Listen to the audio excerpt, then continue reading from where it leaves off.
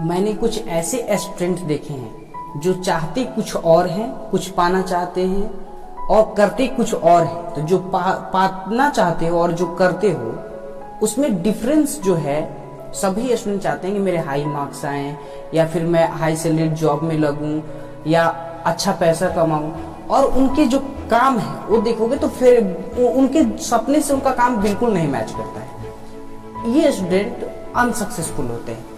तो अनसक्सेसफुल और successful student में क्या अंतर होता है, ये 3 अंतर मेजर है उनमें।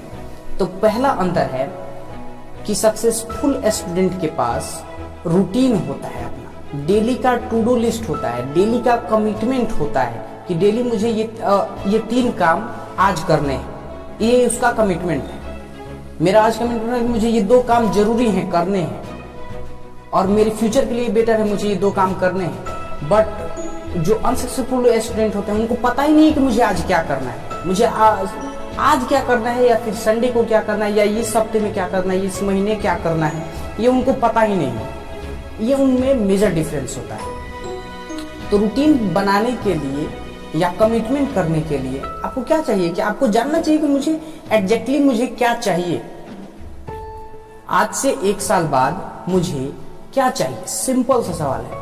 और उसके अकॉर्डिंग अपनी हैबिट्स को सेट करो कि आपको मार्क्स ज्यादा चाहिए तो पढ़ाई पे ध्यान रखो अपने, कि मुझे आज ये 3 सब्जेक्ट हैं, इनमें से मुझे इतने प्रश्न हल करने हैं या इतने प्रश्न मुझे याद करने हैं, इतने टॉपिक्स को मुझे पढ़ना है। ये सब कुछ कमिटमेंट आप रात को लिखो, क्योंकि आपकी प्रोडक्टिविटी बहुत मायने करती है, आपका टाइम बहुत कीमती है।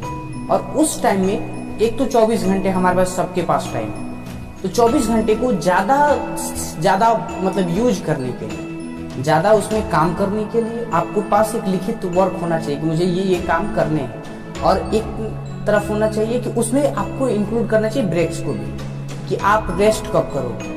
क्योंकि एक आदमी पहाड़ चढ़ रहा है, हिमालय पे चढ़ रहा है या किसी भी पहाड़ पे चढ़ रहा है, तो वो चढ़े कुछ दूर जाएगा, फिर रेस्ट करेगा, फिर चढ़ेगा, फिर रेस्ट करेगा, फिर चढ़ेगा। उससे उसकी इफेक्टिवनेस बढ़ती है, उसकी प्रोडक्टिविटी इंक्रीज होती जाती है। तो ये इंक्रीज होना चाहिए, बहुत जरूरी है कि रेस्ट भी जरूरी है और काम भी जरूरी है, दोनों चीजें मैनेज करके चलो। तो इसके लिए आपके पास एक रूटीन होना चाहिए, आपका डेली कमिटमेंट होना चाहिए, मुझे डेली ये काम करना है, आज ये काम करना है, मुझे इस काम पे ध्यान देना है, इस सब्जेक्ट को पढ़ना है, इस सब्जेक्ट को आज नहीं पढ़ना है, इस सब्जेक्ट में इतने सवाल बनाने हैं। ये आपको क्लियर होना चाहिए, क्लियर कट पता होना चाहिए। और 99% स्टूडेंट के पास देखता हूं कि कोई रूटीन नहीं है, कोई डेली कमिटमेंट नहीं है, जो टीचर ने बोला है वही सिर्फ करना है। होमवर्क किसी तरह से घिसे पीटे तरीके से कर लेना है या फिर डेली वही बैगेज की तरह लेके चलते रहना है, आराम से कुछ भी नहीं है।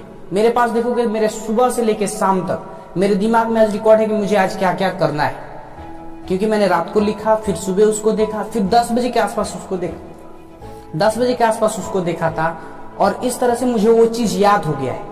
और डेली का मेरा कुछ परमानेंट रूटीन है, जैसे 5 AM क्लब और रात का नाइट रूटीन जो मेरा है। और दिन में कुछ चेंजेस होते रहते हैं, कभी कभी तो दिन में चेंज होता है, कोई प्रॉब्लम नहीं, लेकिन मेरा मॉर्निंग नाइट रूटीन कभी चेंज नहीं होता है। और दिन में चेंज होता है तो उसको मैं डेली कमिटमेंट्स की तरह यूज करता हूँ, अपने आप को चैलेंज करता हूँ, मुझे ये काम करना है। अब आप कहोगे कि मेरे पास मुझे रूटीन बनाने नहीं आती है, तो रूटीन बनाना या टू डू लिस्ट बनाना, मैंने स्टडी रूटीन पे भी वीडियो बनाई है, टू डू लिस्ट के लिए भी वीडियो बनाई है, और मेरा जो डेली रूटीन है सुबह से लेकर शाम तक का, वो एक वीडियो में 7 मिनट की वीडियो उसमें रिकॉर्ड करके रखा हुआ है, उसको मैं नीचे लिंक कर दूंगा और आई बटन में भी मैं इंक्लूड कर दूंगा, उसको आप देख लेना या फिर मेरे चैनल पे भी जाके देख सकते हो। अब नंबर 2 जो गलती है, या आप कहो कि जो अनसक्सेसफुल लोग करते हैं या सक्सेसफुल लोग नहीं करते हैं, वो क्या है? जो अनसक्सेसफुल स्टूडेंट होते हैं ना, वो एक्सक्यूज बनाते हैं।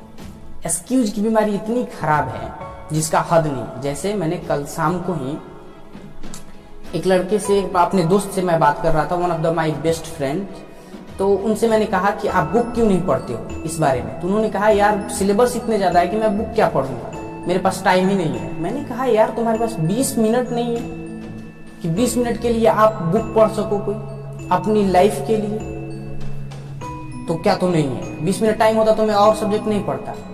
आप कहाँ बिजी हो, किस चीज में बिजी हो? 1 घंटे मोबाइल में बिताने के लिए, इंस्टाग्राम फेसबुक पे बिताने के लिए आपके पास टाइम है, बट आपके पास बुक पढ़ने के लिए टाइम नहीं है, एक्सरसाइज करने के लिए टाइम नहीं है, तो सोचो कि आपका टाइम जा कहाँ रहा है भैया। अगर ये सोचने लगो तो कितना अच्छा होगा कि मैं जरूर नहीं कि इंस्टाग्राम पे जाऊंगा। मुझे 2 दिन 3 दिन हो जाते हैं इंस्टाग्राम को टच किए हुए, है मेरे पास भी है। व्हाट्सएप पे गए मुझे घंटों हो जाते हैं, मैं 5 मिनट बाद ही नहीं चेक करता हूँ।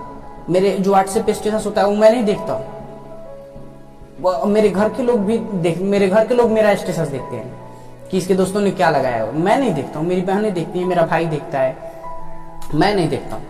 क्योंकि मेरे पास उसको वो क्यों करूं मैं, सिंपल सा फंडा है, मैं करूंगा अपने काम का काम जो मुझे करना है लाइफ में। तो मुझे क्या करना है भाई, मुझे ये काम करने हैं, मुझे इतना पैसा कमाना है, या फिर जो भी मेरे गोल्स हैं उनको पूरा करना है। तो उनको पूरा करने के लिए मुझे आज का टाइम बड़े अच्छे से इन्वेस्ट करना होगा, ताकि मैं आने वाले फ्यूचर में सक्सेसफुल बन सकूं।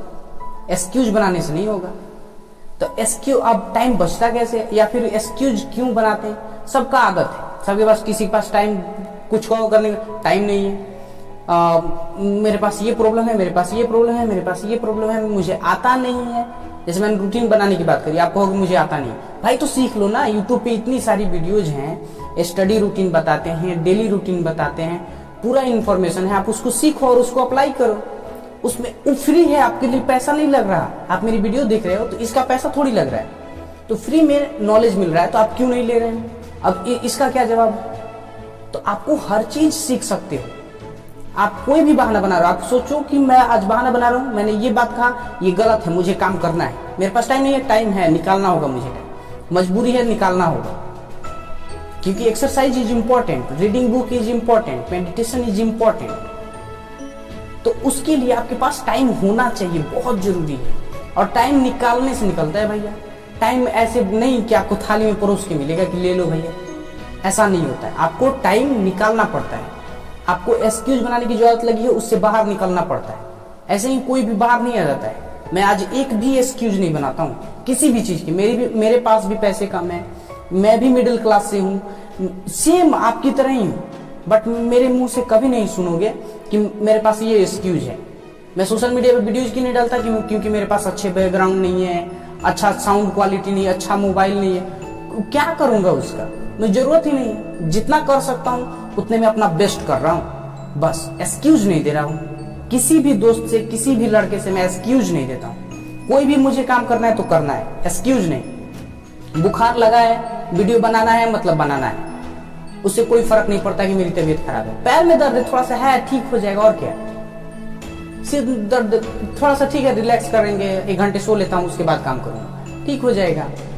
उतना ज्यादा मेजर एकदम, जैसे किसी को थोड़ा भी हो जाए ना तो बड़े, मैं तो तबीयत खराब है मेरी, मुझे सोना है, अब एकदम से पड़ जाते हैं। ये एक्सक्यूज बनाना बंद करो यार, कुछ काम करना स्टार्ट करो। जब काम करना स्टार्ट कर दोगे तो एक्सक्यूज अपने आप खत्म हो जाते हैं। मेरा ये एक्सपीरियंस है, मैं आज भी इसको फॉलो करता हूँ। नंबर 3, ये सबसे इंपॉर्टेंट है।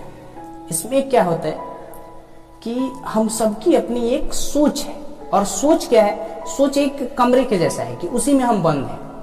हमारी एक फिलॉसफी है कि हम किस चीज पे कैसे रिएक्ट करते हैं, वो हमारी एक फिलॉसफी है, हमारी सोच है अपनी। तो हमारी सोच को अगर बदला जाए, जैसे बहुत सारे लोगों का है कि सोच क्या है कि मुझे आता नहीं है, मैं मिडिल क्लास से हूँ, ये सोच में गड़बड़ है। तो उस सोच को बदलने का क्या तरीका है कि आप नया इंफॉर्मेशन लो, नई सोच सीखो कि कैसे गरीब लोग सोचते हैं, कैसे अमीर लोग सोचते हैं। दोनों के डिफरेंस को क्लियरली देख सकोगे आप। एक बुक है थिंक एंड ग्रो रिच, वो बुक आप जब पढ़ोगे ना तो आपको क्लियरली पता लगेगा कि गरीब लोग क्या गलती करते हैं और अमीर लोग अमीर कैसे बनते हैं, कैसे सोचते हैं वो। और सब एक नहीं, आपके गांव में भी कोई होगा ना जो थोड़ा सा ज्यादा पैसा कमाता होगा, उसकी में भी देखोगे कि वो सारी क्वालिटीज मिलेंगी जो बुक में बताई जा रही है, थिंक एंड ग्रो रिच जो बुक है।